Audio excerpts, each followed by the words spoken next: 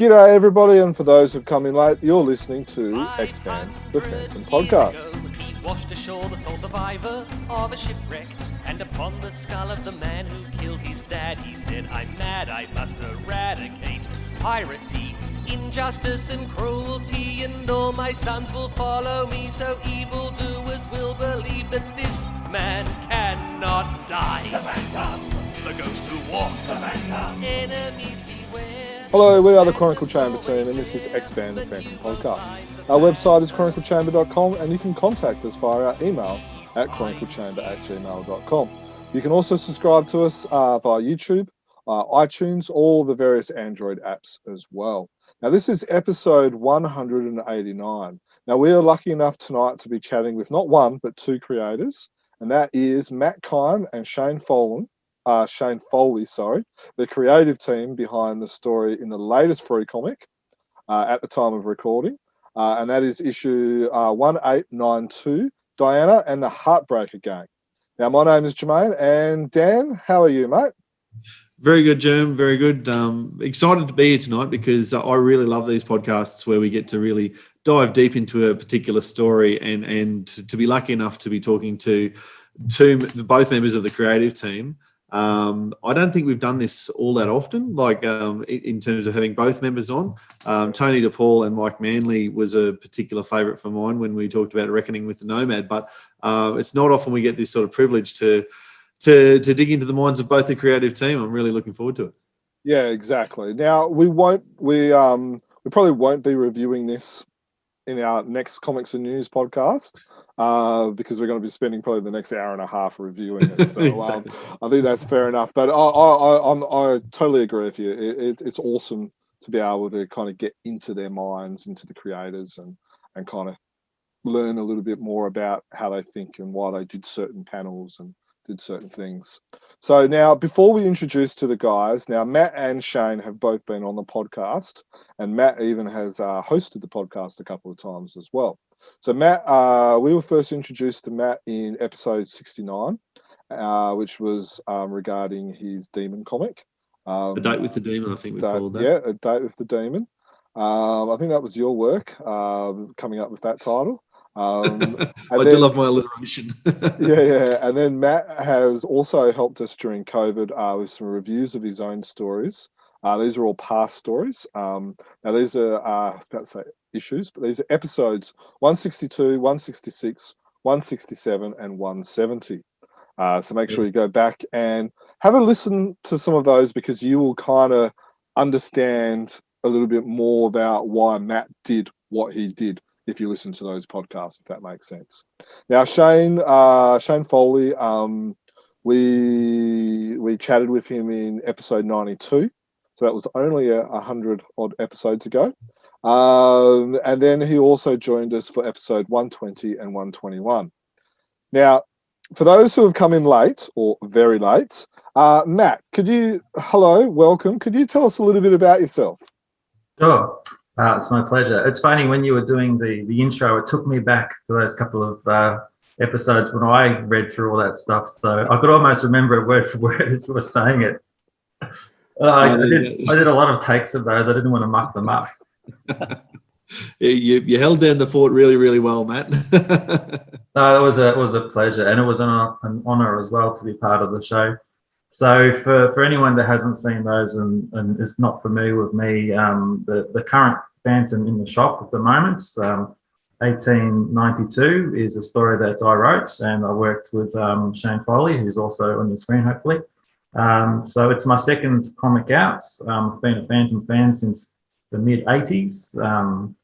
Absolutely still love the character. And I think people who are familiar with me will know that I've tried to go for a retro style. I'm very much into the 30s and 40s era of Falk and Moore, and also McCoy. So that's the rundown on me. Awesome. And Shane, did you want to tell us a little bit about yourself, buddy? Yeah, sure. I've been fortunate enough to be doing some Frew covers and some Phantom stories, mainly for Giant Size Phantom, since 2016. So it's about 5 years now. I first met the Phantom in the early 60s, and the first one I bought, I know, was number 286. Actually, my dad bought it for me. And I even remember the cover, I remember the story, and not that long ago I went through some history stuff on the web and found out my memory was absolutely right. And I can vouch for, I may have said this before, but I think it's worth saying again, I can vouch for the fact that reading comics like The Phantom helps your reading, because I can still remember getting an issue before 286, the first one I ever found in a caravan. And Devil was captured. And I knew his name was Devil. And all the natives would come up and point at him and say, it's taboo, taboo. And I remember thinking, no, his name's not Taboo, it's Devil. So we were reading, getting comprehension right from the word back then. So, yeah, I remember the Phantom in the early 60s, the first comic I ever bought. And I still remember getting when Jim Shepard began reprinting the stories in unedited form, and I've bought all of them since then. But I'm probably a late recruit to enjoying a lot of the Egmont ones. A lot of those are far better than I realised. So, a lot of great Lee Falk stuff, a lot of great. Always loved Wilson McCoy. I think his Diana, whom, because I'm mad I had the chance to draw this, so I think she was my first girlfriend. And always loved Wilson McCoy's Diana and love early Strawberry. So I think this is just a match made in heaven that we work together on this, Shane. Everything you've said just then has made me really appreciate you as well. I'm glad it worked. I remember one of my biggest fears at the start of it was that I wondered how you'd take it since you'd already drawn it and you were going through all sorts of problems with it. And I know I took a few liberties at times. I changed things around, like, two different directors of the same movie wanting to do things differently. And I hoped that I never stood on your toes too much. Not once. I'm thrilled. But I guess we'll get to that. Yeah. No, definitely. So I'm loving being a fly on the wall in this conversation. Did you guys have you guys not spoken since the comic came out? We've never met before. No. This is it. This is the first time we've spoken. We've been emailing and on Facebook, but it's a pleasure to meet Shane for the first time here. When I did a couple of panels or the first pages, I think I sent them to Matt to say, "Are you happy with this?" Because it was Glenn Ford I was talking to about it. Glenn and Dudley had sent it to me, and I thought, "Gosh, I hope Matt's happy with this." And I didn't know the circumstances of it since he'd had his Day in the Races published. And that had got through, but this one didn't. I thought, oh, okay, I don't know. So it's only via email and stuff like that I made sure that he was happy with what was going on. Awesome. Well, maybe we might press rewind a little bit and just start with Matt. Like what was, if we could just go back to the beginning, tell us about the conception of the story and the process, and then I guess tell us where you got to before the drama and the heartache, and then we can kind of I guess go from there a little bit. Well, I guess when A Day at the Races was released, I had a lot sort of hedging on that. I was really hoping to be faithful to the old school stories, and I was hoping that it would be something that the real fans from way back would like.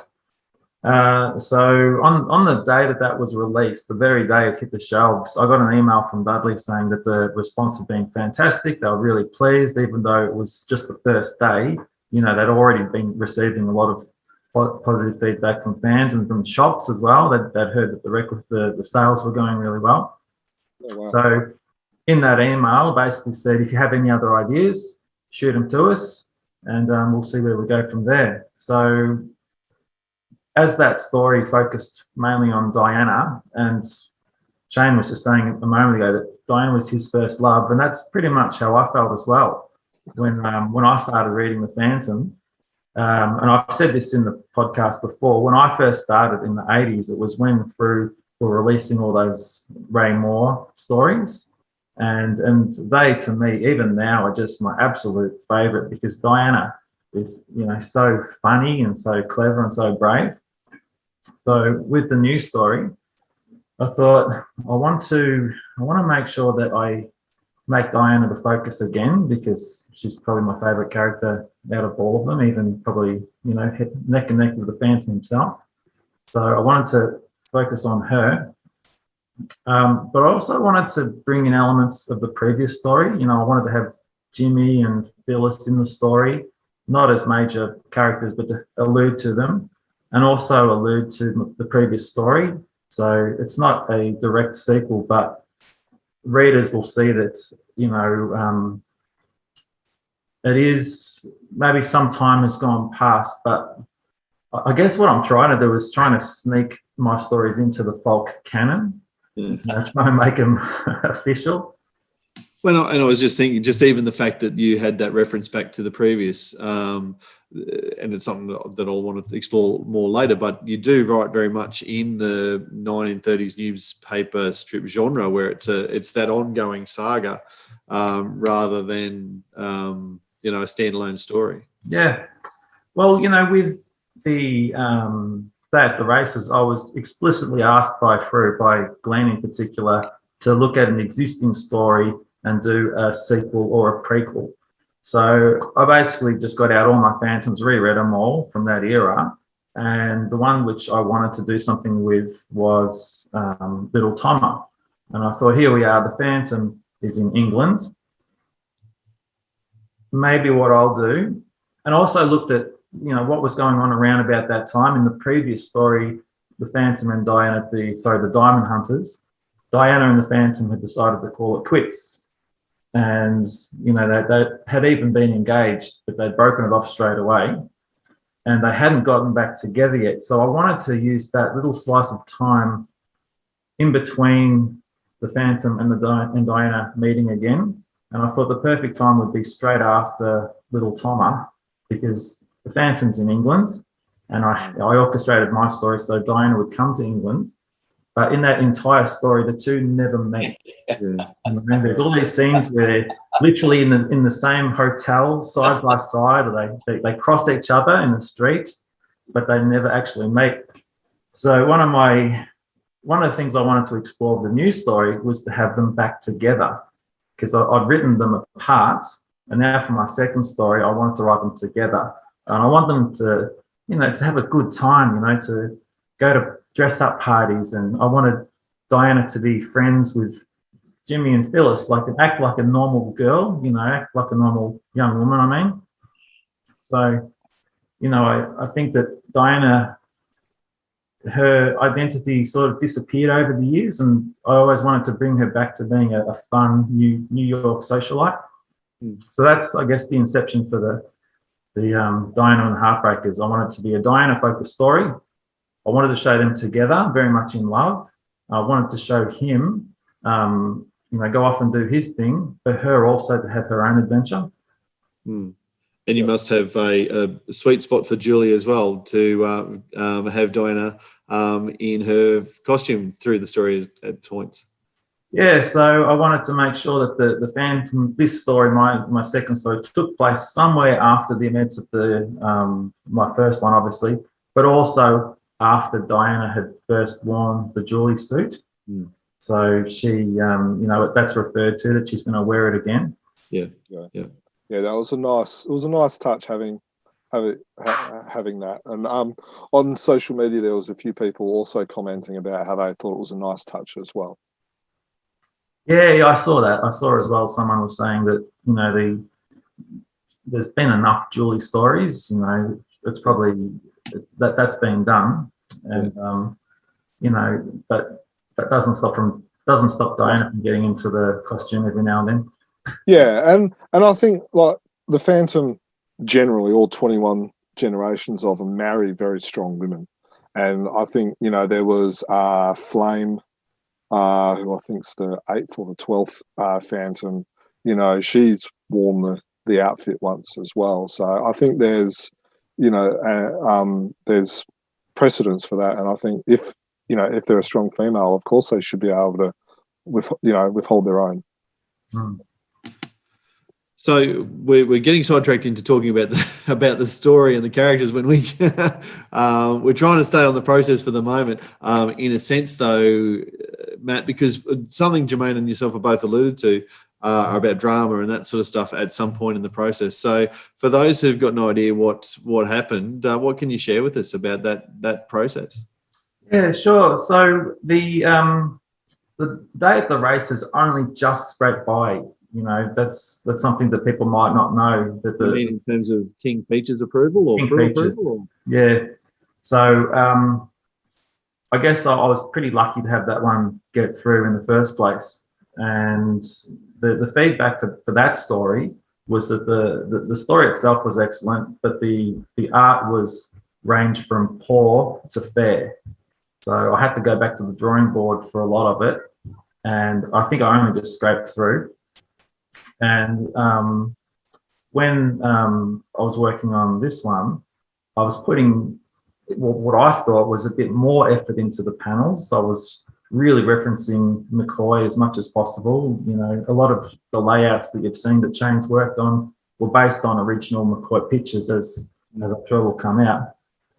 So I think what it sort of taught me was that to get the best product out, you know, the editors want to make it as good as possible. It has to be approved. And I'm no Shane Foley. So I guess, so did you draw the whole story before it went to King Features? Yeah, the whole thing. Wow. So I did the maths, and I was going to bring this up later, but again, I did the maths. So there's 12 panels a page and 24 pages. That's 288 panels that you've drawn and sent on. That's some pretty, you know, you just said there, poor to fair, that sort of thing. It's some pretty tough Strong feedback. How did you go with that? Well, the poor to fair was for the last story, you know, and that was the Ray Moore. And, you know, I look back at that comic and I see the weaknesses in it, but I also see the strengths, you know. Yeah. And I know that the feedback was mostly positive from what I saw, both published and what I received. It also won the best Frew story for the year. Story, it dominated. I think my personal perspective is that in Australia, we're so used to the reprints. You know, I'm a big fan, and you guys are big fans of the reprints, but I don't think outside of Australia, many Phantom fans are as familiar as we are with the old style. Yeah. So I think part of the problem was they might have wondered why is this guy in Australia writing a story which looks like it's 80 years old? What on earth is he doing that for? Because they're probably not getting. Well, I don't think anyone else really has been doing that. It's a bit of a gimmick from their point of view. So when the process started for this comic, and I knew that they weren't particularly into that style, I made sure that Frew was sending them in batches, because I didn't want to get a nasty surprise at the end, but I still did. So what was your reaction when Frew came back to you and said, the story's been rejected? Because was there a lot of heartache? Well, it was pretty tough. It was tough because the first time, when we sent through the pages for the races, I don't think Frew was sending them through in batches. I think, and I wasn't aware that it had to be approved by King Features. I thought that, in my naivety, I thought that Glenn and Dudley would just approve it and it would be fine. So they liked the story and they'd seen my work before, and I sent through some pages of that, and they said, yeah, it's great. And then when the whole thing was finished, then it got sent off to the States, and it came back with all this feedback saying that the size of the panels is inconsistent. All of the speech bubbles need to be redrawn. The text throughout the whole thing has to be replaced, and the art ranges from poor to fair. So that was such a big list of things to change. I probably sat on that for a few days, wondering if it was worth having another crack at it. Yeah. But I did, obviously, and I had a lot of help from my very good friend Graham Jackson, who helped to resize a few panels here and there, some of that difficult stuff. And he re-lettered the whole thing and he redrew all of the speech bubbles. But when the feedback came back from the Heartbreakers Gang, it basically, they just said that it was rejected. They didn't give a list of things they want to change. They just said it's rejected. Right. So it was much, much worse. Yes. Because, Dudley kind of said to me, look, I'm not sure what to do here. I think the story's great, but it's been knocked back. And I think about a week went by and he actually contacted me again and said, listen, the story's so good. I wonder if I can suggest something. I don't want to, hurt your feelings, but would you be okay if one of our other artists had a bit of a crack at it? And so I'd already had a week of sort of, I wouldn't say despair, but I was obviously very disappointed. Yeah. Oh, I should just say as well, one thing I really, really appreciate with Dudley is that he really went into bat for me. When it got rejected, he wrote back to them and said, listen, this guy, Matt, his story was one of the most popular stories in 2019. And he actually sent them a whole stack of fan mail that had come in. So he really tried to make a case that you may not like his art, you may not understand what he's trying to do, but our readership does understand and they like it. Like his issue was a high-selling issue, but it just came back again. No, it's not on brand. It doesn't pass our standards. And yeah, they didn't seem to want me or anyone else, well, not me at least, to have another crack. It was just a straight up no. Yeah. And still no actual specific feedback as to what to do, but just still that blanket. Just no. Yeah, wow, that's tough to deal with. Yeah. Yeah. So some context is what we've been able to find out is that from what we believe is that there's actually been a change of editorial staff in King Features. So before they had their own, they had like a separate department which would have done the day at the races, and then in between that, from what we've understand, is that there's actually been a switch back to the same editorial team that handled the newspaper stories, and so Frew and all of the other publishers have had to, been dealing with one mob, and now they're dealing with another mob, still within King Features, but there's different people involved and a different set of standards, because what you can have in the newspaper and what you can have in the comic can sometimes be two different things. So, but yeah, it's very interesting that you got a flat no. So this conversation with Dudley saying, look, can we maybe let someone else have a crack? Could you pick up there? Like, how did that go? Well, one of the difficult things as being a comic creator is not having access to talk to the editors at all. Like Dudley is sort of your middleman, and like I love that guy. He's fantastic. Like I said, he really was so helpful. But like there's no way that you as the creator can get in contact with the editors and ask specifically what they want. Yeah. So, it seemed like that ship had sailed, and I think a good week went by where I just sort of given up on it. And I thought, I've spent all these weeks and weeks working on this story, which is just a complete waste of time. And it's embarrassing as well. I'll just come out and say it. It's embarrassing when you've got something that you've put a lot of time and effort into and it just gets a flat no. Mm. So I think Dudley saw the potential in the story, and he contacted me and said, he was very mindful. I can tell he's a very nice guy because he didn't want to upset me. And he floated the idea that he contact one of the other Frew artists. And I think he suggested Shane, because, Shane's your go-to Wilson McCoy artist, and, someone that's very, very consistent. And I didn't have a hesitation.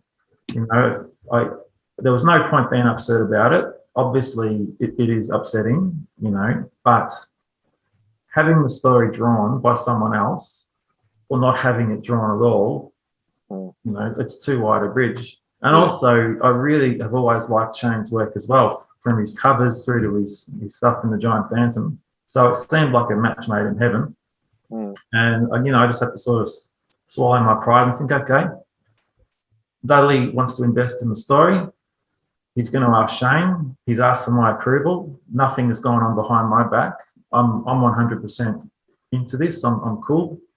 I was frankly really happy to see that Dudley was still trying to get the story happening. Wow. Well, It's, I guess. Yeah, like myself and Dan, we all know the story, but even like listening to it and we've only talked via email and stuff like that, and now actually listening to you talk about it, wow, it's that's you have to be a humble man to be able to go from there, Shane. So from one fan, thank you for being humble, and I mean Matt, and thank you for being humble and I guess saying yes and going to the next step, because I'm glad we didn't miss out on this story. Yeah. No, and certainly appreciate the way you told it too, Matt. Yeah, really powerful.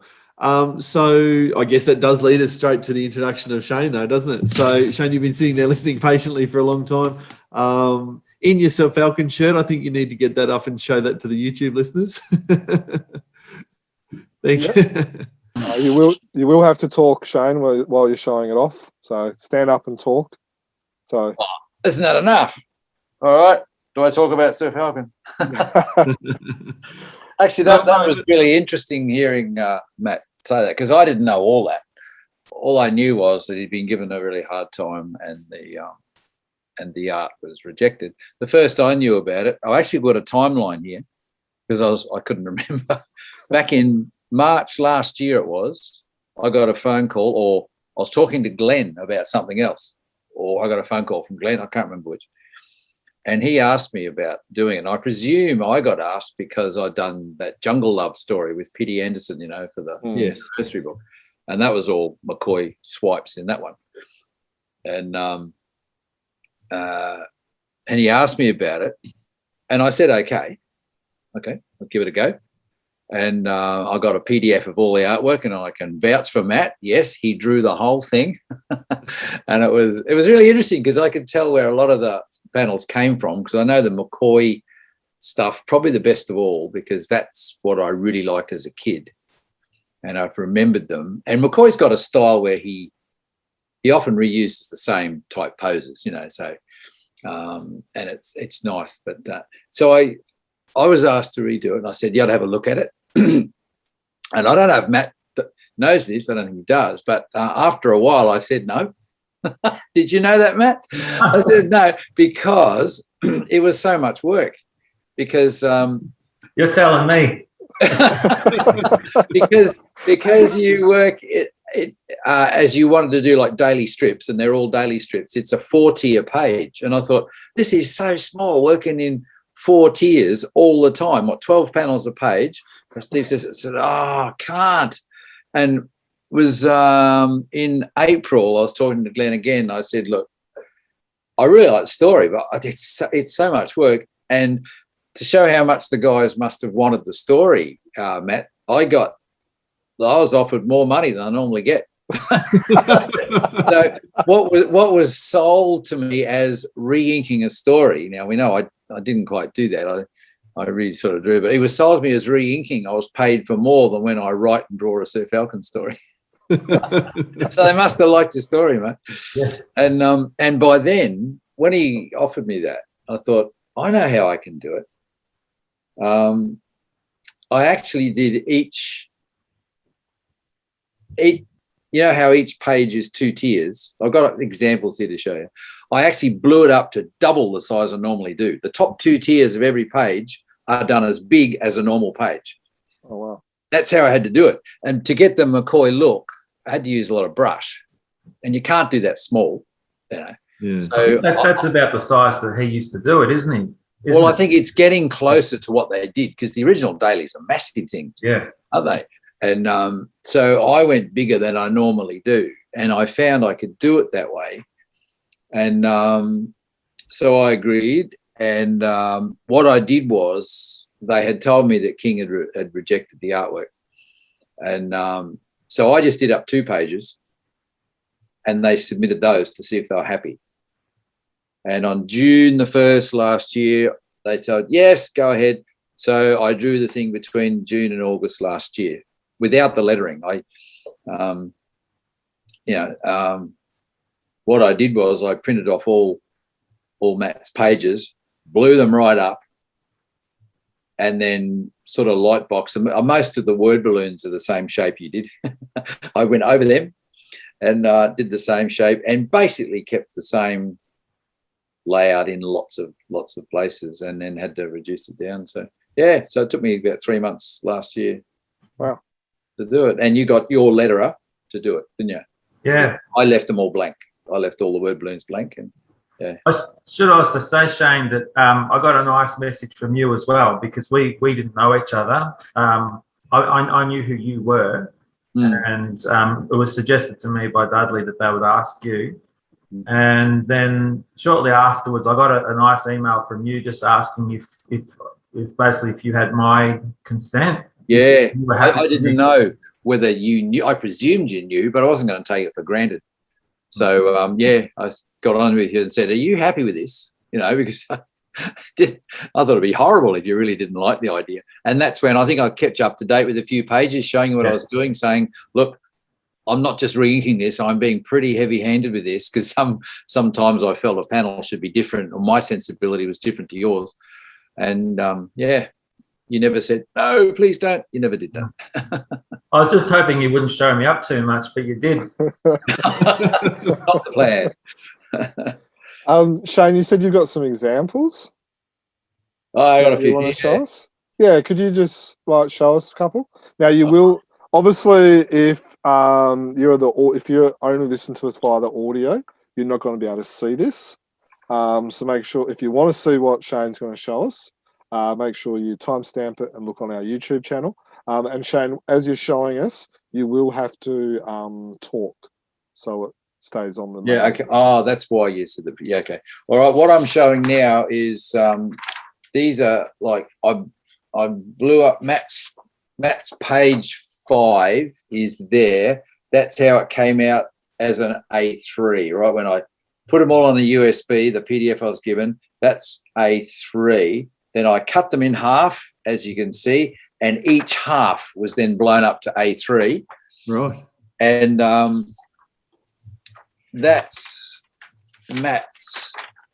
There is Matt's the bottom part of page 5, and that's the size I did it. All right. Now, that's normally the size if you're going to draw on paper, which much a whole page would be, but there's my version of the bottom. And as you can see, it's only on paper. I was running out of good drawing paper, and at the start I thought, I'll just do it on paper. So the whole thing, is on normal photocopy paper, not art paper, which is a dumb thing to do, but it's all ended up there. And then what I would do with these, and this is the big pages, right? You can see that's page 5, right? It's that big. And then I went back to the photocopier, put each one down, reduced each one, then put the 2 copies together. So I ended up with a page that looks like this. And as you can see, there's the top half of 5, the bottom half of 5, and they don't align because they're just stuck on a photocopier. And then I had to move them all on in Photoshop and then put the grey tones on. So it goes from this one here, which is only black and white and all sorts of notes and things all around it, to that page, and that's what Matt's letterer got to fill in. And all those word balloons are basically what Matt's artwork had. So there's a lot of photocopying up and down. So does all that make sense? Yeah, that's fascinating for me, actually. I didn't know what your process was. I heard that you were going to be reworking my work. I didn't know if you'd be doing it digitally or over a lightbox. So I love the idea that you blew mine right up. Yeah, Worked on it because I did that. I virtually kept all your panels. Very few panel sizes were changed, and all the word balloons. There's about 2 or 3 where I moved the word balloon over because I decided the character's head should be in a different place or something. But mostly they're exactly the same, and so your director's sensibility is there in all of it. Well, because the script is so final, like I was really limited to what I could do, but sometimes I would alter a view or something, but yeah, I basically, or yours was always the starting point, and sometimes I redrew it, but often it's just a version of what you did anyway. And often I would look at it and say, oh, what's a Wilson McCoy like this? And a number of times I hunted for Wilson McCoy and found exactly the panel that you'd used. I thought, whoa, here we go. That happened more than once. Yeah, I kind of, when I was working on it, I thought, surely this is fine. It's an official Phantom comic. And, Wilson McCoy, as you said, he would often have his go-to panels, some of his punches, some of his profiles, some of his Dianas were just reused time and time. Some of the Phantom's jumps out of windows and things like that. They're all the same. Yeah. So when he's had a big fight and he's puffed, he always has one arm hanging down, the other one up like this. It's always the same pose. Yeah. Devil gets captured. It's always the same one where he's turned his head back and he's in the net. It's always the same one. And one of the things I noticed doing this is he always has the same 3/4 view of Diana. She never turns her head a bit this way or that way. It's always the same one. So he could have done it in his sleep, I think. One thing I heard once from Glenn Lumsden is that when you look at Ray Moore and Wilson McCoy artwork, it's very much like the movies of those days. Like it's either a wide shot or a mid shot or a close up. Yeah. The angles are always just straight on. Yeah. There's no other angle. There's no other bird's eye view or anything. Yeah. Yeah. And I guess that's because the comic artists of the day were inspired by what they saw on the screen. And so, like now, if you look at a modern comic, the angles are all over the place. But the art that we have worked on for this, it follows those that perspective. Yeah. And perhaps that change, though, is one of the reasons why some people look at a comic and say, I don't know how to read it. And I say, well, just go left to right like any other thing. But I noticed even in a comic strip I did years ago, someone said, I don't know how to read it. I'm thinking, well, it's not hard. Yeah. But in newspaper strips, it's more straightforward, just like a book. But maybe we've really lost something by getting so arty with the pages when it should be simple storytelling. Yeah. Wow. So have we answered your question, guys? Yeah. No, that was amazing. Just seeing I love being a the fly on the wall for this panels. conversation. Yeah. No, it's really good. So, Matt, did you get to see the full story before it went to the letterer, or is that like when you got to see the full story, or when did you? Yeah, I did. Oh, it was nice because Shane would send through a few pages every now and then, and then when he was putting the grey tones on the whole thing, and when he finished that, he sent me the whole thing, so I could enjoy going through it, seeing it for the first time. A story which I had drawn that I knew the layout, seeing when he had stuck strictly to the panels, when he deviated, when he had put a lot of extra detail, which, I'm a lazy artist. You can tell that by looking at my work. I guess I'm sort of minimal. So I'd see my own pictures embellished with lots of background detail and bricks and all sorts of little things which I wouldn't do. And also to find panels where he changed things considerably.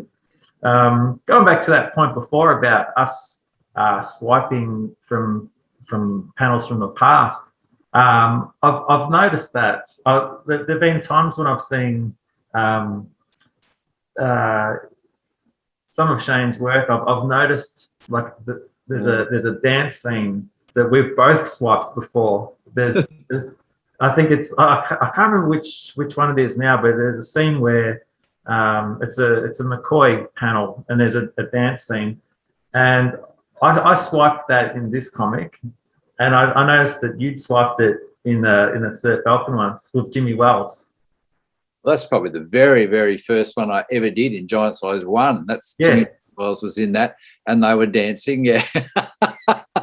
I think that's it. Might be from the Golden Circle.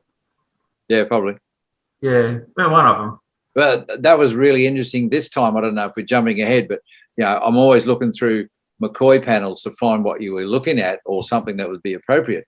And when it got to all the women at the end, I'm thinking, well, we've only got the Lady Luck and a few women. So I don't know where I'm going to go. So I went to the Golden Circle and found, you'd swipe that in the middle of a McCoy story. You'd taken a 4 panel. And I found the exact one. I was very proud of it. It was fun, actually. It was a lot of fun. Yeah, it's like being an art detective, isn't it? Like when you recognise a swipe, you think, I got it. It's like an Easter egg. Yeah. I guess it's a valid point. We need to make the point that it's in a sense like a tribute issue, isn't it? It's not, like use this issue, The Day at the Races, and the stuff that you've done also, Shane. It's a tribute to it. It's not because you're a lazy artist and can't do your own stuff. It's the fact that that you love this stuff so much that you want to pay tribute to Wilson McCoy. Yeah, well, I hope people see it that way. It's like in one of the Scorpius things. I used one of the, that big picture of A Beauty by Cy Barry out of the Island of Dogs, where he's smacking into a door and made a whole panel of it. And I credit him on the bottom. You don't want to try and take it as your own work.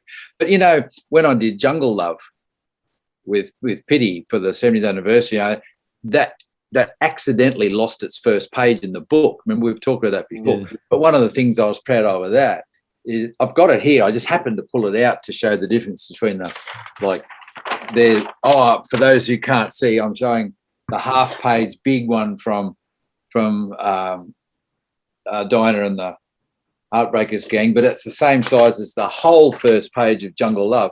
And that's a page that was never finished because it was lost. But see, in the corner, I tried to mimic that panel, and it's got in the traditional Lee Falk and Wilson McCoy, because we love them. I think they're great. And I'm not trying to just rip them off. You're trying to revere them because of what they've done. Well, it's something for the fans too. It's just another level. A lot of people might read it and not make that connection. Yeah, people who appreciate the story and the art, they'll see it and they'll know it's not a swipe. Like swipe's the wrong word for it. It's a tribute. Well, I think between what Germ said there before about it being an Easter egg, that's absolutely true, and that's a term that's come to us from movies. And you guys have both talked about being, and Shane especially, about being directors. It's the same as a film director in 2021 using the same sorts of scenes and directions and viewpoints that they did in the movies of the 1930s or whatever, and coming up with a similar sort of you're in the same genre. So it's some people might go, oh, that's a swipe, but really what you're doing is recreating a scene from a previous story and using it in a new one. So look at any of Tarantino's films, particularly Pulp Fiction, the scene where Marcellus Wallace gets run over as he's crossing the road. That's directly from Psycho, from what was that guy's name? Hitchcock. Yeah, I think it's fantastic that you've been able to remember all of these panels and all of these scenes from various different stories, and then go, well, what if they were rewoven this direction and told the story in this way? But you're still using those same familiar ideas. And it's a real buzz for the fans. I know both Jermaine and I will have written down half a dozen or a dozen pages where we've gone, I recognise that panel. And for us, it's going to be, and lots of people might be the really obvious panels like the As You Were Gentlemen climbing in through the window, the really super familiar ones. But yeah, there's going to be, I reckon it sounds like there's 2 or 3 times as many as what even Jermaine and I might have penciled in, because you guys have just gone so deep on this, and to reweave them in the way of telling that story, I think it's just fantastic. I really enjoy it. Yeah. I think what Shane's probably done and what I've done is to dig out all of my reprints. Hello, Yeah, that was Helen saying hello. Being a little bit naughty. Talking Yeah, about what I did was I dug out all my Wilson McCoy comics and just I would go through them, and I'd put little post-it notes in there as well, and I'd put, kiss or hug or car or punch or jumping through window. And just doing that, having all these books open in front of me, I would see the same panels over and over and over, from the 40s, from the early 40s through to the 50s, and they stay the same. Even the work that McCoy did when there was that transition from Moore to McCoy, and he was trying to mimic Moore's style, some of those panels still show up in his later work, but in his more distinctive, recognizable style. But it's the same picture. Yeah, be happy. I know to change your style to somebody else's is incredibly hard. And actually, another reason I nearly turned down redoing your story, Matt, was by the time I'd finished Jungle Love, I was really tired of trying to draw like McCoy. My natural bent, because of the way I've learned to draw, is to sort of do more Jack Kirby, John Buscema type stuff from the Marvel thing. And when you're actually drawing, you realise just how different the Phantom is in lots of ways. It's just different. Kirby is just in your face sort of stuff all the time and over the top. The Phantom, if you do that too much, it doesn't work for him because he's not that type of adventurer. And I was going to say, really, whereas the figures in this Heartbreaker Gang attempt to look like McCoy, a lot of the shadowing is not his. That's Kirby and Mike Mignola. You look through Hellboy story and you get more of the shadows. I don't think it's so much McCoy stuff there. I really like Matt's story for that because there was a lot of dark alleys and dark rooms and I put a lot of shadow in. And to be honest, I think I did a better job of this one than I did on the Jungle Love, because one of my tendencies is to leave backgrounds or panels empty. And I think I do it too much. I look back and I go, oh, come on, put something there, And I think Jungle Love was a little bit like that. And I don't know why I did that, because at the end of that one, in Pity's story, is in this grotty little apartment somewhere, and I should have had shadows all over the place and didn't. Whereas this one, I look at it and there's shadows falling over bricks and things everywhere. So I'm quite happy with the result of this one, So, Awesome. but yeah, it's a little bit more Jack Kirby. They probably won't notice. Hopefully it doesn't, because the figures look like McCoy. I ask you something, Shane. You've been able to mimic McCoy so successfully, and also more. Would you ever have a crack at Cy Barry? That guy knows how to draw. He's an insane artist. I would never even try to attempt. No, I don't think I would. Actually, I think even with Ray Moore, when I did my very first Sir Falcon story that turned up in Giant Size 1, I tried to do that flashback. I don't know if you remember the story, but Jimmy Wells had written to Diana saying, who is this guy who, Sir Falcon? And the whole story was actually my way of poking fun at the fact that Sir Falcon's origins are the same as the Phantom's. And that's all it was. And I tried to do that flashback in a Ray Moore sort of style where there's minimal background and lots of grey flushes. But I found out that really I can only mimic Moore in a little bit of not having much detail, having a little bit of brush strokes and the grey. I don't really draw like Moore at all. Moore's quite distinctive, and I'd find that too hard. McCoy, for some reason, maybe it's because there's so many of his panels, these figures duplicate each other. I can find one to copy. I don't know. When his brush stroke is so nice and simple and clean. Moore's not like that. And Cy Barry's very clean, but I don't think I could even try to look like him. You can try and have a nice clean ink style like him, but I don't think someone else inked him though, didn't they? The Chronicle Chamber guys will know. Did Moore ink his own work, or did someone else ink it for him? No, Ray Moore did. Ray Moore did it. Oh, I'm sorry, I meant Cy Barry. Oh, Cy Barry. He was the inker. Various. Yeah. So he was the main inker, and then a lot of the assistants were were layouts and pencils and stuff. You can like tell when there's one story in particular, I think, oh, that's got to be Rich Buckler. He's even swiped a Neil Adams Batman for the Phantom in one. You know, you can tell Rich Buckler at one stage, and we've been through looking for some Don Heck ones and that. So I think he often did his own in the early days, didn't he? But then as time went on, he got other. Certainly towards the end, as from what I can understand, that he was doing the inking, but over others' pencils. No, sorry, the other way around. What am I saying? I think he did. I think he mainly did the inking. He mainly inked, but whether he, I think what happened in the last days, I'm saying about George Olsen and Keith Williams, like he was, especially George. Yeah, but George always did pencils. Yeah, so George did layouts, pencils. So what it was is more towards the end. He I don't know a nicer way of putting it, but he didn't put his style in the inking. He kind of just went over the pencils rather than adding to the pencils with his inks. You can't really talk about a Cy Barry style, can you? Because like he did it for so long. Yeah.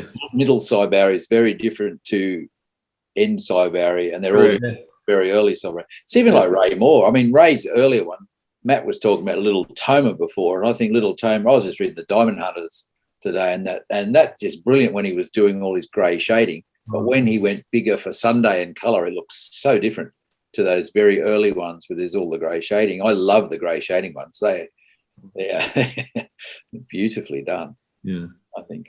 So, yeah. Now, I got one more question before I move on to kind of having a look at some of the story and picking out little key panels and stuff like that. Matt, after all this, do you have any more stories in you? Yeah. Also, one thing I want to make clear is that it hasn't taken this long to have the second comic out because it takes me a long time to do comics, or that I'm out of ideas. I've got plenty of ideas. Just the process is so long. And, you know, like just before Shane was talking about, he got that email back in March of last year. You know, so it may look like, I don't know how it seems on the outside. It may seem like we only produce very, very slowly, but yeah, this comic was done a long time ago. Yeah. I think, Shane, you said that it was August when you finished it? Yeah, they've had it since August, yeah. So it would have been lettered by September. Yeah, September. You did the cover, Matt? Yeah, I did the cover. When did you do the cover? Well, you might recognise that image. I drew that a long time ago and put it up on the page, on the Chronicle page. It was just something I did just for fun one day. And then, you know, when I was asked by Frew if I'd send that in. So the next thing I know was the cover. And you also did it as a sketch cover as well. Yeah. And Frew, like, they really made my day when they put the yellow strip on the day of the races. I didn't know that was going to happen. You know, I didn't know they were going to publish it with a paper cover.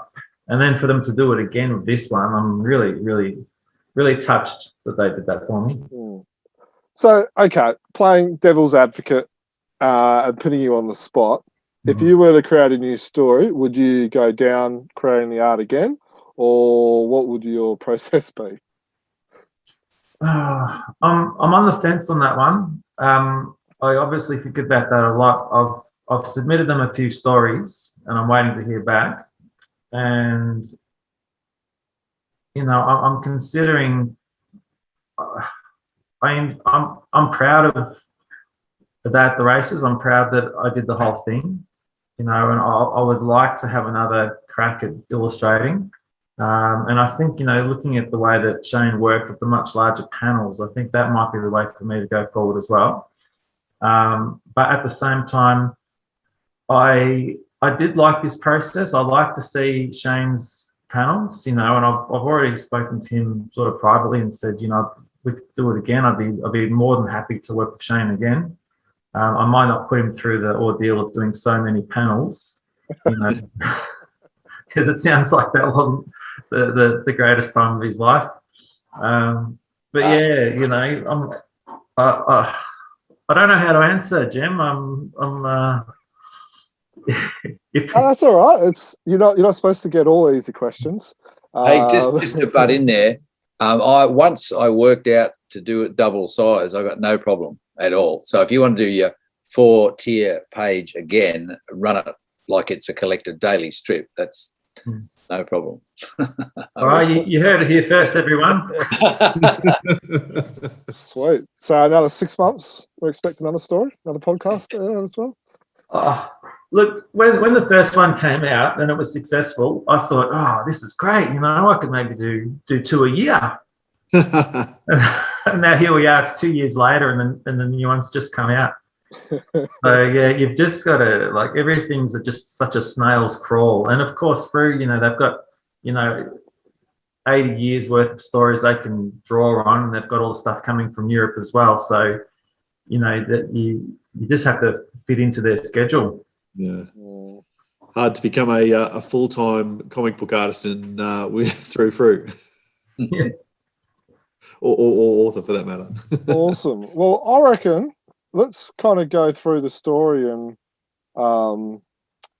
now, Dan, as I'm going through the story, I'm not going to be able to look at those page numbers and stuff. So are you okay to kind of right? Because you're about to share the screen, Jim. I'm about to share the screen for the YouTube viewers. And then, Dan, you're going to be telling me what pages to go on and what points you're going to be making. And make sure you do page numbers and stuff. So for the audio listeners, they can actually follow on themselves if they want.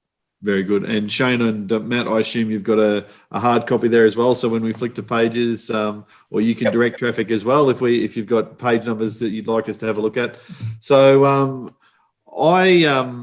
where are we at? We're looking at some of the characters, and you've talked about we've talked extensively about how so many of these panels pay tribute to the Phantom Diana. And the bad guys is what Germ's picked up on here, page 6, Germ. If you want to go to that page.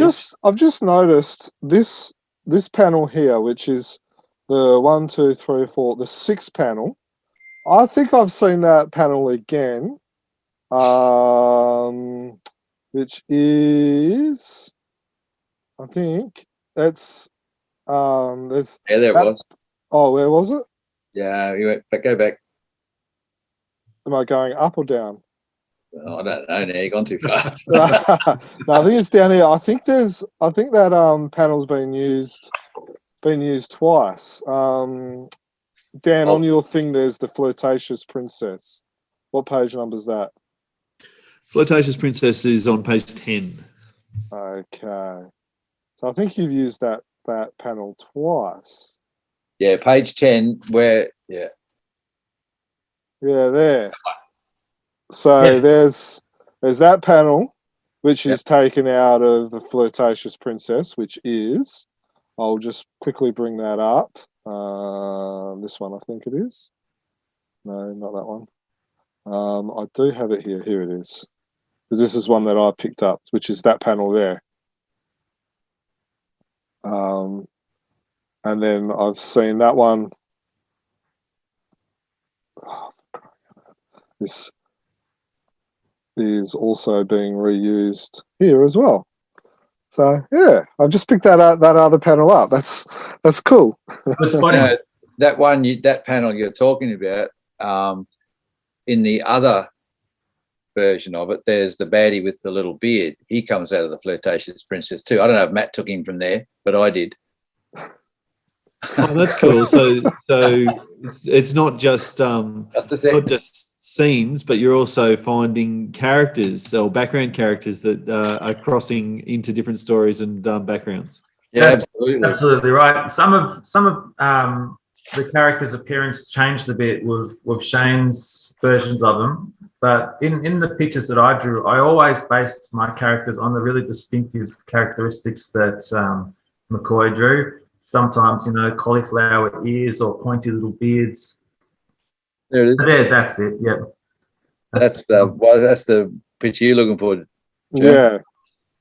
And so yeah, there's swipes and there's swipes and swipes. The guy with the pointy beard is this fella. Oh wow! And this is all the Sunday. That's the Sunday version of Flirtatious Princess. Yeah. So that's how. Here's how Matt drew him. All right, and I thought, oh yeah, and so that was my version, and I'm sure they came from the same place. Yeah. You notice that McCoy does those black eyes, those squinty little eyes, like like little triangle. Yeah, Little triangle. Yeah, yeah. I love them. I must admit, I've always loved McCoy's baddies much more than I know. Sybari is meant to be technically better artist, but I love McCoy's caricatured bad guys. I think they're brilliant. Yeah, because they're just so bad. Yeah, they are, and so they look with their puffy ears and they're brilliant. Yeah, McCoy's work is so much more like cartoony. It's all so flat, and it's beautiful lines. And one thing this taught me is that he was a much better artist than I initially thought he was. I always rated more like way better, and Cy Barry and a lot of the European artists I like. McCoy's really come up in my opinion. Yeah, and I'm stunned with the way he draws women. I think he just got the most beautiful Diana, and the way he can draw women. It's only a couple of poses, always the same 3/4 view or side on, but gosh, they're good. He knew how to do it. And I picked the actress. I think I know the actress. He's got her off. I'll think of the name soon. One of the really famous ones. Yeah, she even had the puffy hair. Puffy little fringe. Yeah. Sort of what I got happening at the moment. Yeah, Diana. No danger here. Alrighty. One thing I should say as well, that when I finished mine and I looked over my pages, I thought I've made a bit of a mistake. I've made Phyllis look too much like Hannah. Hannah's the second in command of the Heartbreakers. With the hair pulled tight back in the bun. Yeah. But I liked how you made a bit of a few subtle differences, even though it's still the same hairstyle. You somehow made those two characters look a bit different. Well, did you notice that? Did you notice that before I mentioned it to you? Oh, I think you did say you'd already noticed it. Yeah. I think I picked it. Yeah. Well, all I did go back to my original pages on the computer and just lighten it up. So the baddie has black hair. Yep. Phyllis's hair isn't so black anymore. Hoping that's enough so that people don't confuse the two. Yeah. But I remember saying it too, and you said, yeah, you did say, I think. Yeah, I remember you noticed that yourself, and you're quite happy with the change I suggested. Yeah, because I've become worried that some people might have thought that Phyllis was a villain. Yeah. I love the way you put Phyllis in, because she's in the very first Phantom story, wasn't she? Yeah, I think with Jimmy Wells. They're both in the first story. She's appeared in more of my stories than Lee Falk's. Yeah. Well, I'm waiting for you now to bring back Captain Horton. Wasn't he in the first 3 or something? Then he vanished. Yeah. I'm going to bring them all back. Byron and Melville, bring them all back. Yeah. You know who I want to bring back? Fifi. Who? Fifi, yeah. Who remembers Fifi? Oh, the chimpanzee. out of the golden circle. That's it. Great character. Yeah. Oh, that Fifi. I was thinking of the monkey male. You're thinking of Chi-Chi, Shane. Yeah, am I? Same diff. Yeah. No, I had a crush on Fifi. Oh yeah. What about the mysterious girl? No, not as much as Fifi. But those characters, I like in the last panel, like they say, will we ever see you again? And I think he says that they will. But Falk didn't bring back characters like that. They had their shot and then they were done. Yeah. Well, that's why in when I was doing Scorpius for the Giant Size Phantom, Scorpius has gone on much longer than I intended and probably longer than Frew wanted. but in the background, I've made the baddies to be Prince Ramon and Prince Orc and Peppy, so one's a Ray Moore one and two are McCoy, and I've drawn the ending of that, which hasn't been published yet, but I think they're great guys, there's nothing particularly original about them, but I love old Raymond with his telescope and all that sort of stuff. I think, how come? Well, for all I know, I don't know if Egmont's ever done another story with them, but I've never seen one. So yeah, I reckon. I don't know why I didn't revisit some of these guys. I noticed recently everybody seems to like the Vultures suddenly are back, and people are writing the Vultures all over the place. Yeah. Yeah, no, it's. I think we've talked about it before, and this podcast is going in a totally different direction than the run sheet, but never mind. Is we've talked about it before that I think for Frew and even Egmont did this, or Team Phantom Men did this too. When they were starting creating their own stories, they were adding to the Lee Falk stories, and I think that's what Frew's doing really well at the moment. Like with your Scorpius, with the the 70th anniversary stories, and now with the stories that Matt Kyme has created as well, is that you're adding to the lore, to the legacy, and so it for the fans that are not quite sure about all these new stories, it's more how do you say the word, palatable for them, because it's the Phantom that they recognise. Yeah, I think I'm just mining the old stories, just looking through and finding characters that I liked. Like, I'll give you an example with the Heartbreakers Gang. My character, Sydney, he's a bit of a trope in folk stories, like having a young, innocent, naive playboy who was looking for his girlfriend. Yeah. So we see it in Mysterious Girl, in The Beachcomber, I think the Adventure in Algiers. They all have a character like that. And so that's, even though he's not an actual recurring character, he's a similar type of character that folks used a few times, and I wanted to do a similar character. It makes me think, Matt, we've talked a bit about being inspired or I guess getting a new respect for Wilson McCoy's art. Is this process and all the stories that you write and the style that you like to write, does that give you a new respect for Lee Falk's writing and his creativity? Because you're using a lot of his characters. He's come up with all of these to give you to play with. I'd say no. But the only reason for that is because I've always loved Lee Falk. Right. There's no newfound love or respect. He's always been my pinnacle. So no. That's an excellent answer. Awesome. Dan, should we go back to the story and we'll share some? Yeah, mate. So you're gonna bring it back. Very good. All right. I want you to go to page 5. Because you've asked a great question there on the run sheet about the Children's Hospital. Yeah. Was the Children's Hospital a bit of a nod to the Lee Falk Memorial Bengalas Explorers Club, where they have all their donations going to the Children's Hospital? Yep, sure was. Yeah. Just a little nod there. So, I bring in, the history of the Phantom, but also, contemporary things here and now. Yeah, no, that was I really like that. Like, I must admit, I picked that up the second time I read it. The first time I read it, I probably didn't pay as much attention. I was just quickly devouring it. And then second time I read it, it's like, hang on, I'm doing a podcast, I better read this in a bit more detail, and so I'm poring over it. I'm seeing all the panels, and then I picked that up, and I was just like, yeah, it was a really nice touch. Another reason I put that in is, in the very first Phantom story, Diana's trying to raise that money for her family's hospital. Yeah, isn't that why she was mining the Anne Burgess in the first place? And that. As far as I know, that storyline, that idea was just completely dropped.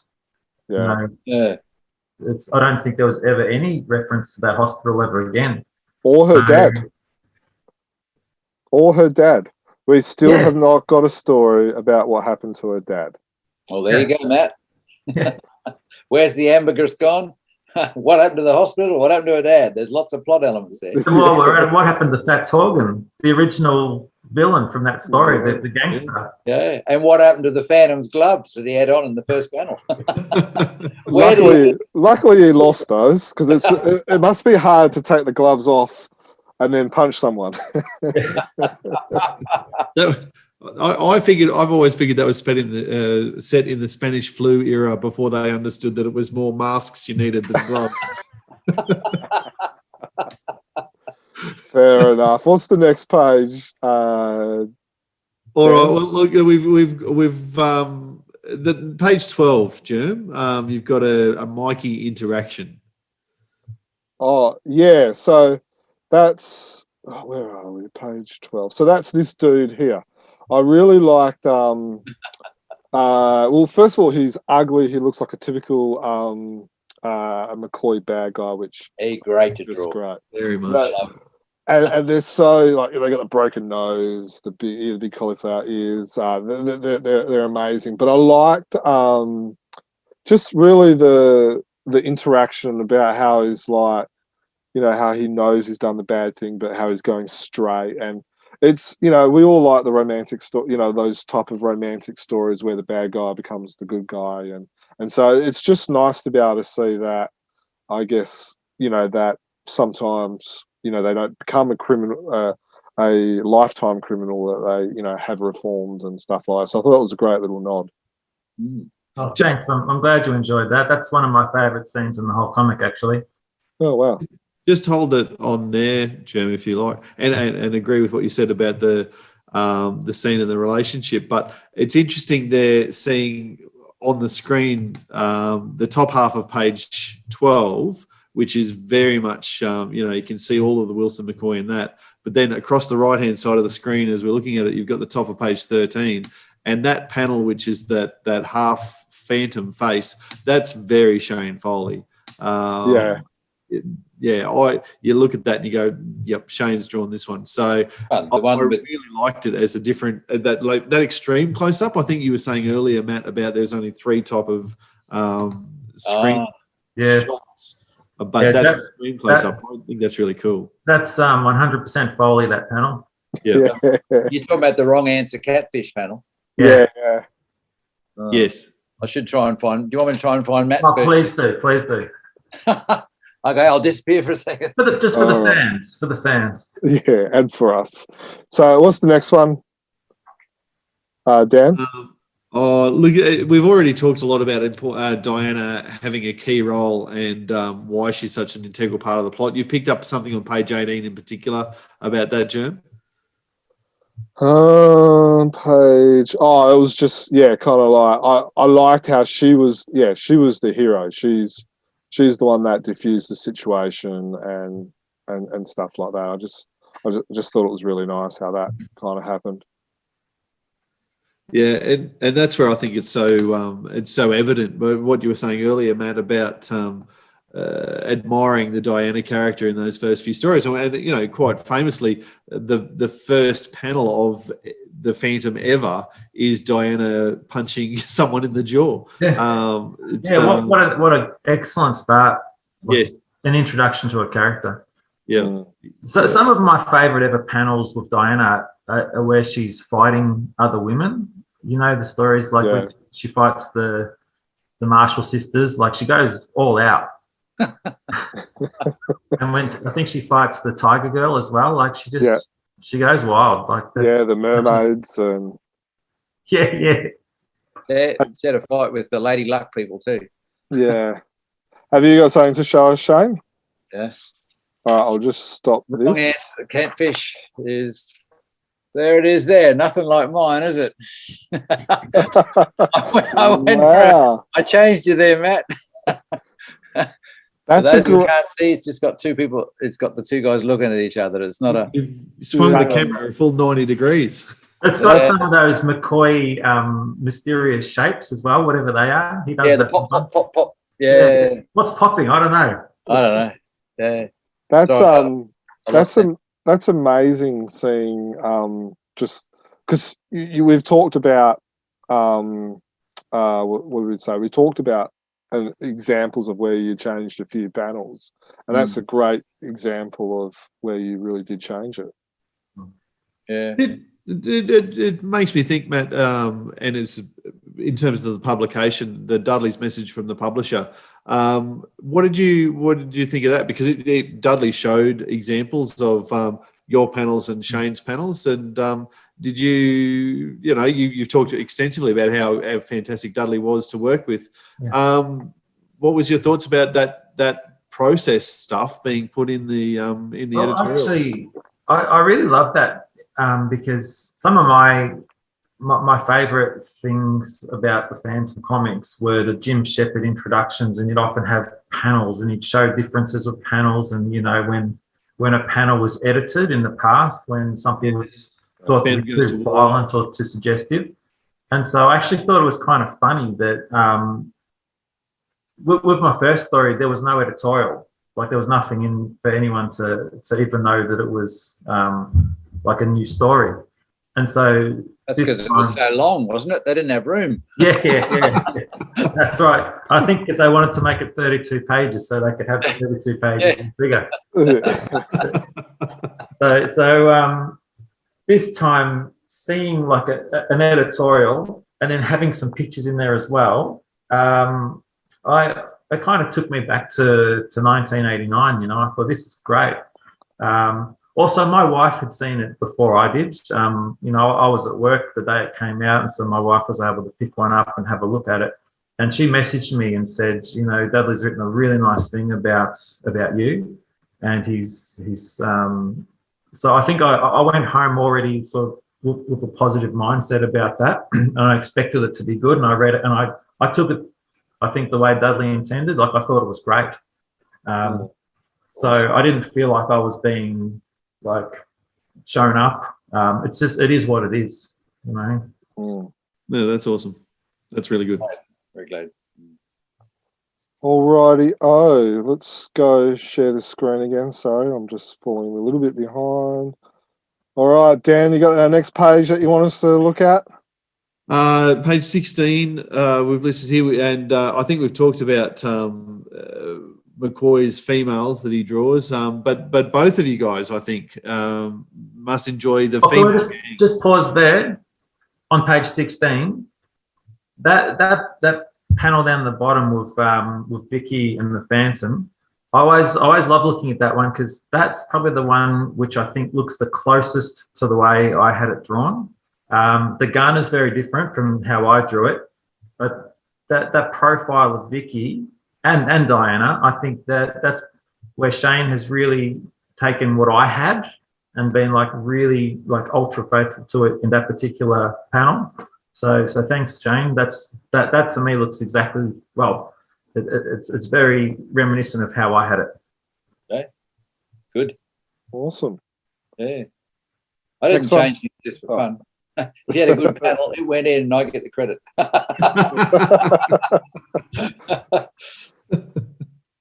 But sorry, I cut someone off, didn't I? I just got excited when I saw that panel. No. This is the good thing about having this up there, is because it will remind you of things and stuff like that, and make the podcast even longer. See those pipes at the top? They're not Wilson McCoy pipes. They're Jack Kirby pipes on the wall. Yeah, right. Yep. Yeah, those things. Yeah. Yeah. So the question, I guess, was about the female gangs and drawing, writing so many female characters and drawing so many female characters. It really was something that Lee Falk used quite a lot in the early days, but never went back to. It's something that's clearly made an impression on both of you guys. Well, the funny thing is that having the female gang seemed to be one of the things that King Features was objecting to. Oh, wow. Oh, really? Yeah. As I was saying before, like I invented this character, Sydney. And Sydney was, in the first draft, a very innocent but naive playboy. And he was targeted by this gang. And I got some feedback from King saying, can you make him the villain? And I think that's sort of where I had to learn a lesson. The lesson is the editor is always right. Okay. Because I didn't see it that way. You know, the story that I had in my head, you know, you probably understand, Shane. You really connect with your story, you know, and you have your vision and you want it to be seen the way that you've envisioned it. And I always wanted to have an all-female gang, and I wanted them to be formidable, and I wanted them to, you know, have a character like Vicky who was conflicted, and I wanted to have a character who was like Sydney, who was this young naive guy who was being swindled. And you know, the feedback came back that King Features wanted that changed. They wanted him to be a criminal, and I kind of thought, well, why would the Phantom help him? You know, how's this going to work? And so I guess I took it as a suggestion, but I didn't realize that when they tell you they want something changed, you change it. So yeah, that must have been very difficult, because that changes all the motivations of what's going on. Well, if you look through it now, you'll see there's quite a few times where I've explicitly said that his money is dirty. Yeah. And those are the changes, because originally his money wasn't dirty. He was just a young naive playboy. Yeah. So that's a little perspective. Next time you flick through it, those are the alterations. The changes to the script, which really were kind of mandated. Like I had to make those changes if I was going to get over the line. And so, did we ever find out what he was bad about, like where the money came from or anything like that? Well, no, because like he was never supposed to be that character. So I didn't want to change it too much. You know, I thought if it turns out that he's, you know, it wasn't the aspect of the story which I would tell. So I just alluded to it being dirty money, you know. Well, there you go. See, I thought you were very cleverly setting yourself up for a sequel where the Phantom is suddenly going to track him down. Yep. There you go. Wow. Yeah. I thought it was well written. To know that was a change. I mean, I heard somewhere along the way from Glenn or somebody that was one of the objections, and he had to be as bad as the others. And I thought, that's crazy. I don't understand that. But you did it very, very well, just by putting it in there. And there's even that little dialogue at the end. So now, you know, what Diana says to him about you've got to come clean, or something right at the end, which says, the very last panel. Yeah. But you did it in such a way that we know this is not the story. This is probably just a boring story of someone who's done something dirty. It's not a Phantom story, and we don't need to know. Although, and maybe there's a story in it if you want, but there doesn't have to be. So you wrote around it really well, and it's good that you didn't have to change too much, because that would have made a different story. Suddenly your focus is somewhere else, you know. Yeah, thank you, Shane. I appreciate you saying that, because that was the situation I was in. You know, they wanted him to be the baddie. I think they expected like a quite significant rewrite, and you know, I was happy with the story that I had, and Dudley was happy, and Glenn was happy. I had to make the change, otherwise I was going to get blacklisted, and maybe I already am. Oops, I've got to be careful what I say. I'm Well, it's not always quite like that, because I've recently submitted to Frew, you know how they want their 10-page backup stories now, because Egmont stories are shorter. Yeah. And so I've written a three-part. Well, it was a 2-part story, and it's sort of expanding on an old Lee Barry story, and they came back with some objections to it, and I think theirs actually made the story better. Two were pretty straightforward. One was a stupid mistake on my part. I called it's an old Phantom, and I just named the horse. I named his horse Alita, and they said, that's Prince Valiant's wife. I go, oh, I have no idea where I got that from. But the other one was, and I think it actually made the story stronger, and it's gone to 3 parts. I couldn't just change a word balloon here or there. So, but their criticisms I thought were actually very good. So I don't understand yours. They didn't ask, and well, you never know. I haven't gotten approval on the changes yet, so he's still comes. But yeah, you just have to swallow your pride a bit, don't you? You have to realise that, you know, if you're working with an editor, they have the final. They're the ones who are going to sign off on it. Yeah. And also, it was a learning curve for me, because all of my comic work, I've had editors, but they haven't really been editors. They've been friends, and they've been people who've proofread. Like my good friend Roger Stetson, who's edited a lot of my stuff over the years. He hasn't actually ever sort of interfered or suggested changes to the story. He's really just ever read it and proofread it and just done a bit of like fact checking. So with this particular edit, there was no point like digging my feet in, because who am I? You know, you got no credit with them yet. Yeah, so I made the changes. But you never know, do you? Because like I'm in touch with Roy Thomas, who used to be Stan Lee's right-hand man at Marvel, and he's talked a lot about, he's been like the head of all Marvel comics, and then when he moves over to DC at some point, suddenly you get someone who's never written a thing demanding changes of his stuff. And you think, well, you don't mind being asked for changes if you know the editor's got a good track run and you know what they're like. But if you're a seasoned person and someone off the street who's done nothing more than ask for a change, you think, well, they'd want to know what they're asking for. See, like you say, though, the ones who have the power are the ones who can veto, but you're not alone when it comes to that. You know, people like Roy and all that sort of stuff, they've been on the receiving end of stuff you'd think they would never get, with their history. So it happens. But by the same token, I'm happy so far with the changes that King have asked of my little story. It sounds very different from your experience. Well, look, it was just one minor thing. At the end of the day, I was able to just sort of work around it and make and it worked. Minor changes to about 4 or 5 panels to allude to him being in some way crooked. It wasn't like there was no need for a total rewrite. But with A Day at the Races, the feedback from the story, their words, it was excellent. Like there wasn't a single thing they want to change about that story whatsoever. It was just the panels and the art was crap.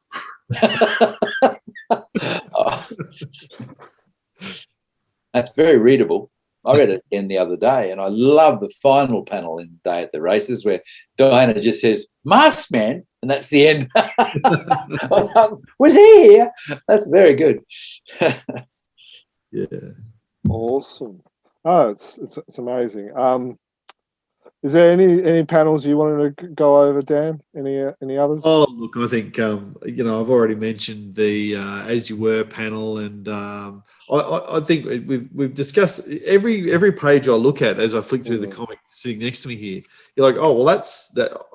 You can picture that being a McCoy image, or even some more images as well. And it's almost a bit of fun going, well, whose body was Shane in as he drew this particular picture, or whose eyes were Matt looking through when he envisaged the way this came about. So there's just so many. It hardly seems worth going through panel by panel in a sense.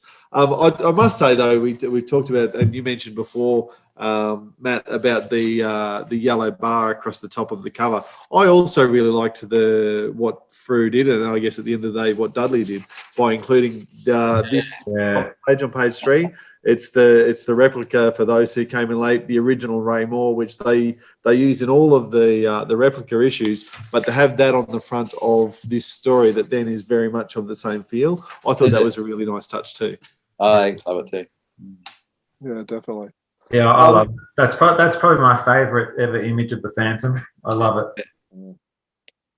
Yeah, definitely. Which story does it come out of? I found it. It's about the 9th story or something. The Fishers of Pearls or the Slave Traders. It's out one of those. That image of the Phantom there. Yeah, it feels like it comes out of every Phantom story. Because it does. It's a beauty. One change I noticed Shane made is that my story all took place on the second story of that building, but Shane's brought all the action or the whole story down to the first level. Yeah, I remember that. What was that? Because someone clammed in through a window, and I thought, how'd they do that, or something? I vaguely remember doing that. Actually, well, that was what I was going to mention before about the As You Were pose. Diana climbs in through a window much earlier in the story, and I've only just taken the bookmark out on what page that was. Page 15. Oh, I thought it was earlier. Page 15 of the comic. She's listening. Yeah, there she goes on the page 15. Yeah. In my original pages, I had a panel where Diana actually scaled up the side of the building to the second floor, and I found a picture, a very, very famous picture, an often used picture of the Phantom scaling, but I changed it into Diana. And then at the end where the Phantom jumps out the window, he doesn't just jump out a window onto the street, like he jumps out of the first or the second story building. So those changes probably were better that Shane had made those changes, because it's a bit ridiculous really that Diana would scale a building, if I'm honest. As capable as she is, it's a bit silly. So I'm glad you made that change. Especially if everything's going on the first floor and she doesn't really need to. I was just wondering if I'd totally stuffed up this. No. No, actually, there was a scene where the police are told to go upstairs, so you drew about 3 steps. Yeah, it's like a little raised section. Yeah, so that still works. Actually, I do remember there was a number of times when I'd drawn something and then you had something in the script and I thought, oh, heck. And it was a little bit later. I have to put stairs in or something. Yeah. There was something like that. I think I remember like when the Phantom does come in the window, I had to make sure I did something to make sure they're all placed in the right place in the room or something. I can't remember now. It was interesting. I don't know why I thought yours didn't quite work, or maybe I'd done something which mucked up your staging. I'm not sure. Yeah, I can't remember now. Yeah, you might find out. But there's where the Phantom comes through the window. Yeah, he has to be able to shoot the gun out of the hand. I don't know. There she is whacking somebody again. Yeah, look, we make Diana tough, don't we? Oh, yeah. That's it. Yeah, it's good. There was another panel that I've just found as well. Which one was this one here? Looks like I couldn't find the panel when I was looking for it just then. But I think that panel's out of Little Thomas or something, where the Lord Revel is contemplating what to do with Little Thomas. And then there was another one that I just found when the girl blows the lock. This one here, that comes out of the Golden Circle. I think it is. This one here. Yeah, there's a lot of out of the Golden Circle. The one where they're all meeting together, huddled together under the pipe. That's lifted off a panel. Yeah, that would be. There's the panel of room that Matt had done. Hang on, just give me 2 seconds. I'll just stop sharing, and then I will pin you so you can talk. Just saying that's the panel. I've got the panel here of the guy of Sydney at the desk. To be perfectly honest, I can't remember where that came from. Actually, I don't remember referencing it anywhere else. I just think I had a go at it and just made it a darker room and shadowed it differently. I've virtually done your layout, but re-inked it there. Yeah. So I don't know if it mimics a Little Toma panel. That's just the vibe. I think I can picture the panel you're talking about with Lord Revel. I don't remember if I'd have to dig it out. I don't remember if I used that one or if it might have been something from a McCoy, or it might have been from Subconscious. it might have been Mysterious Girl, or it might have just been my panel. Would you have used any more panels for the pictures with the males? Because I thought I only referenced more for the women. Yeah, I don't think I used more at all. Because there's plenty of McCoy. Yeah, like if you look through Day of the Races, you'll find plenty of more there. Yeah. But, I just had a whole stack of McCoys out, so I can't remember where that's from. What do you reckon your ratio would be in terms of panels? You know, would it be 1 in 10 panels that you've referenced to McCoy or Moore, or 1 in 5, or what sort of ratio do you think you've used those panels? I don't know. I don't like a lot of the panels are free. They're not a recreation of any panel whatsoever. So that one might not be a recreation at all. But I found it. You're right. It was a mysterious girl. So I'll just share it. Where are we? There's kind of like 2 that look very similar. So there's that one there. Yeah, I don't think that's it. And then there's that one there as well, where he's on the same similar pose. So, yeah, that might have been it. Yeah. Well, that's even got the shadow in the same place. Yeah. So I've taken that, but I've added a bit of a McCoy look to it. Yeah. It does, if you come back to it, does, can you see, it does look like it because the shadow is the same blob Yeah. that bloke had. Well, there you go. Ah, But this has been fun. I've really been enjoying finding all these panels and stuff like that. You were right. It was story 9 where that Ray Moore panel came from as well. oh, really? Yeah. So I found that one as well while we've been talking. I've really been enjoying just digging through the stories and because I think that's what makes this story so good is that the story good, but also the experience as well, is because it's been reminding me of falling in love with the Phantom and stuff like that. That's it, just there. Oh, there it is. Yeah. Yeah.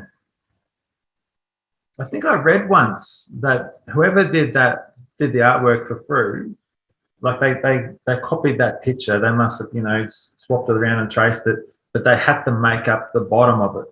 And if you look at the picture, like the belt and the legs and everything, it's not quite as good as the top half. Mm. Yeah, I'm just showing that now. This is in 1892, but I think you're right because it's the panel that Germ just showed us is kind of from the elbows up. And the stripes on the pants are going in the wrong direction. Yeah, and he just looks a little bit too skinny for a bloke with that top half around the waist. Oh well, that's amazing. That's very awesome. So I think so. Another question for you, Matt. This is another one that appeared on social media. As there was a lot of fans discussing it, a lot of fans loving it and stuff like that. This was made by one fan. He who begins with I will remain nameless.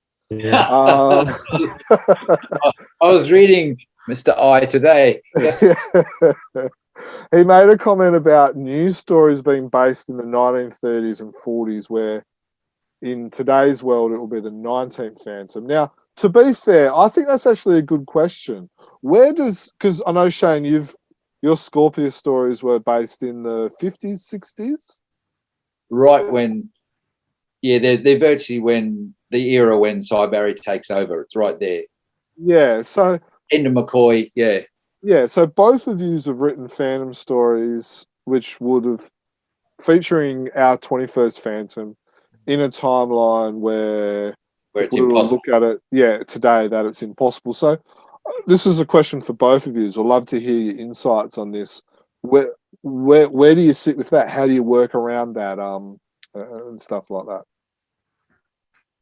that? Well, remember, I made a bit of it might have been controversial, but an idea which I pitched in one of my segments, one of my episodes of the X-Band, was that a real missed opportunity that Falk had was not to age his characters in real time. Because of all the characters that exist, their timeline is the thing which screws them up, like the Punisher. Did he go to Vietnam or did he go to Desert Storm, or what did he go to? Yeah. And, time is the biggest enemy of all these characters. Yep. And the Phantom is probably the only character that wouldn't have that problem. Correct. If Falk had the foresight to age him as he went. And there is another, like Savage Dragon, that comic is in real time. Eric Larson is keeping that character so his kids grow up. Now, I'm not going to criticize Lee Falk for not having that idea back in the 30s, but to me, the Phantom was in his 20s in the 30s. Yeah. When he met Diana in the first story, he was probably about 25 or something like that. So that's just how I see it. I don't see the Phantom in a contemporary. I don't see that Phantom in a contemporary setting. If I wrote a contemporary Phantom story, I probably wouldn't allude to him being the 21st. I wouldn't do it to like annoy people, but I probably wouldn't have Diana in it or Devil. I'd probably just have like a Phantom story where it's a bit ambiguous who the Phantom is. Yeah, interesting. Shane, what do you think?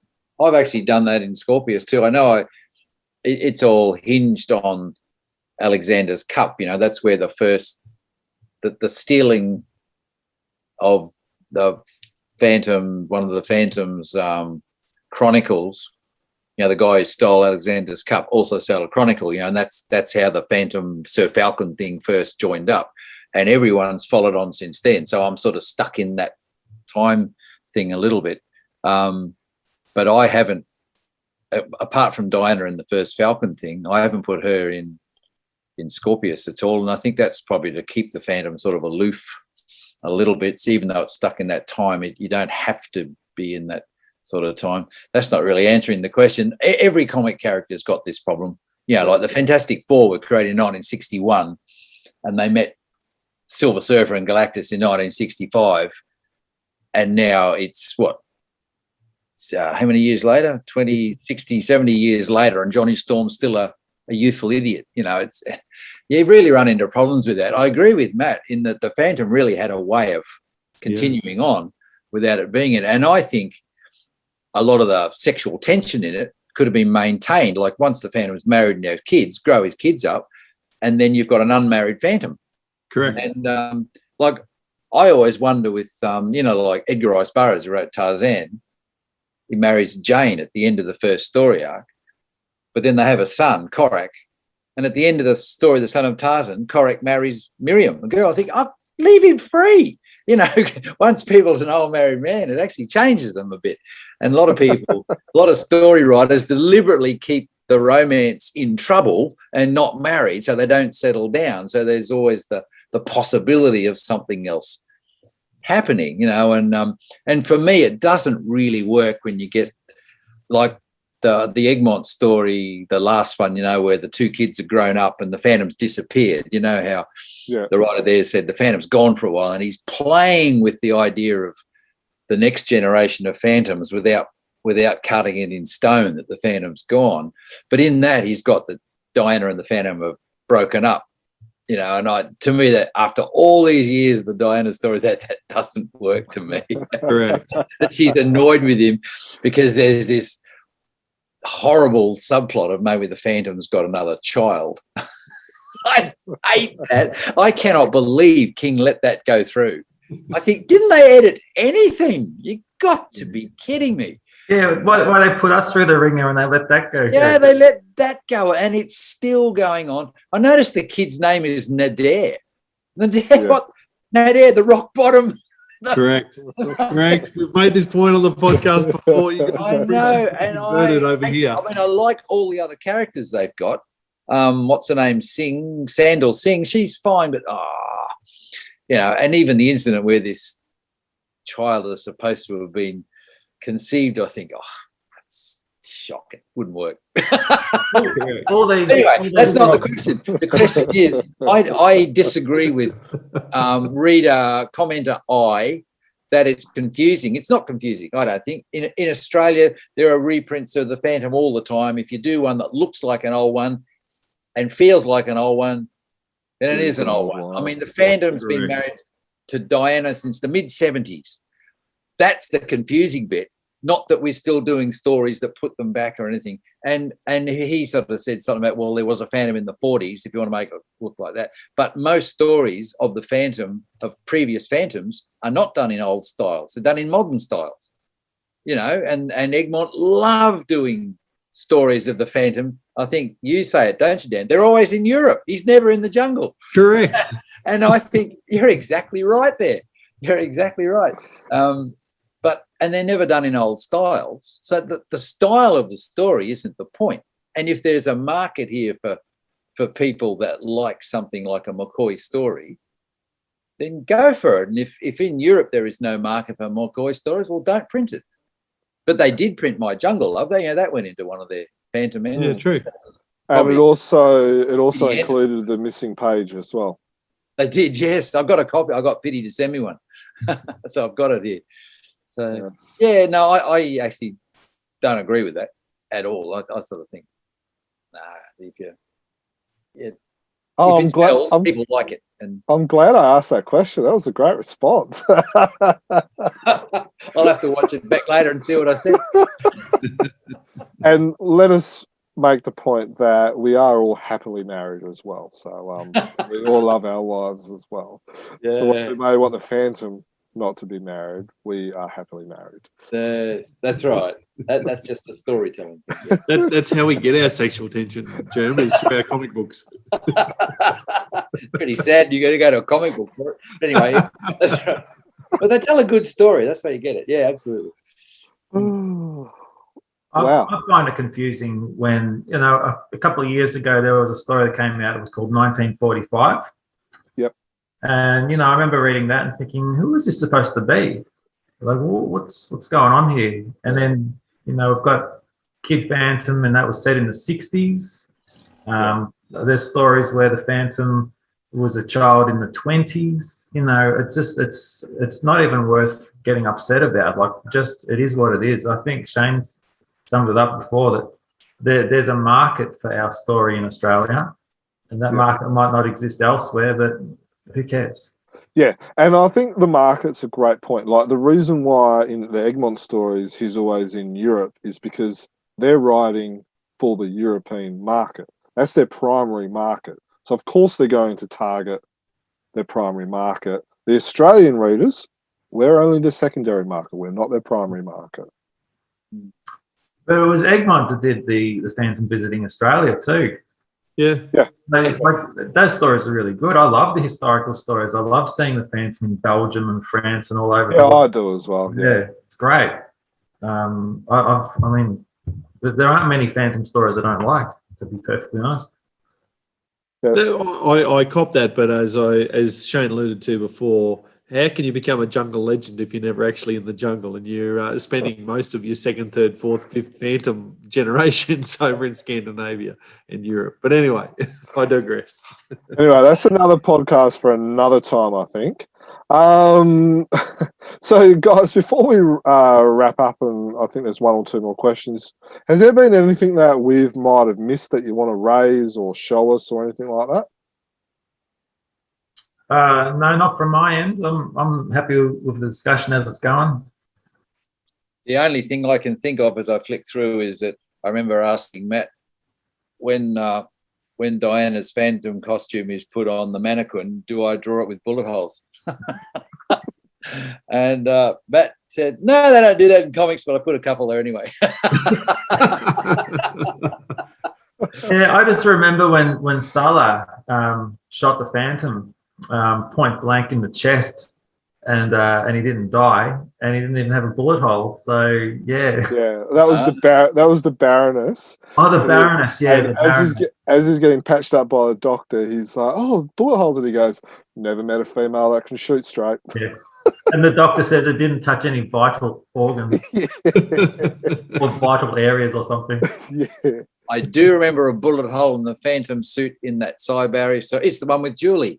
Remember when the Phantom was lying there and you can see the big bullet hole open when the doctor comes? Is it the Julie story? Whoa. Yeah. It's one of the early Five Aries. That would be Lucy Carey, the Dr. Carey's sister. Yeah, maybe? Lucy Carey. Yeah, it's one of those. Anyway, and he's lying there and the side barrier draws a beautiful bullet hole. There you go. Primary draws a beautiful everything. So talking about beautiful artwork. Now there's a lot of collectors that that read this listen and watch this podcast.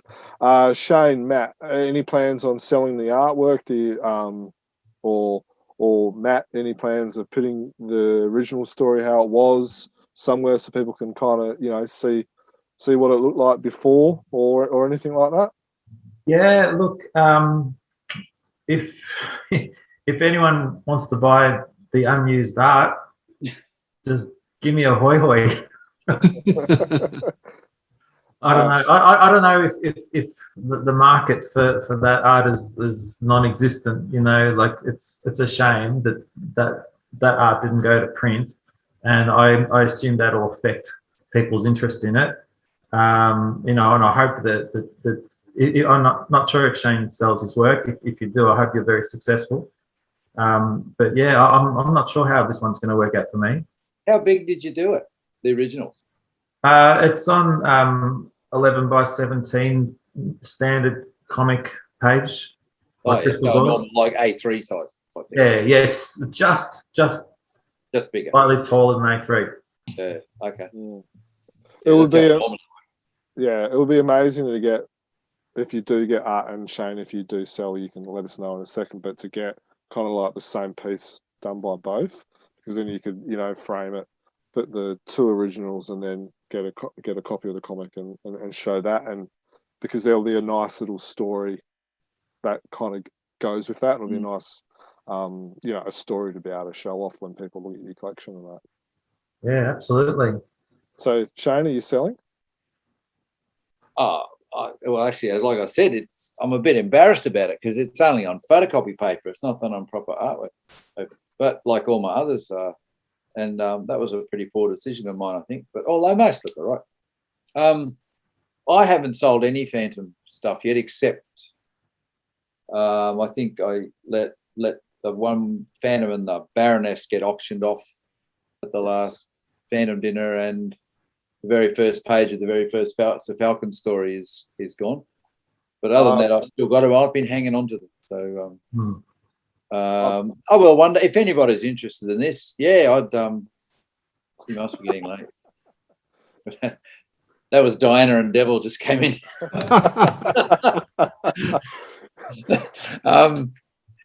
If anyone was interested in this stuff, sure, I'd let it go. It's that's all I can say this time. Fair enough. All right, you listen to it. So I really appreciate you guys' time. Shane, I know you're on Facebook and Instagram. So we'll make sure... Instagram's there because my wife put me there. I don't know what to do with Instagram. it confuddles me. Facebook, I understand that. No worries. So we'll make sure we put links up. Matt, you're not on social media at the moment. No, I gave it all up at the end of last year. I'm available via email. Okay. Do you want to give your email out, or if people want to get in contact with you, they can contact us? That's a good question. All of my comics, my self-published comics, have my email in them. If anyone's got those, they can just find me there.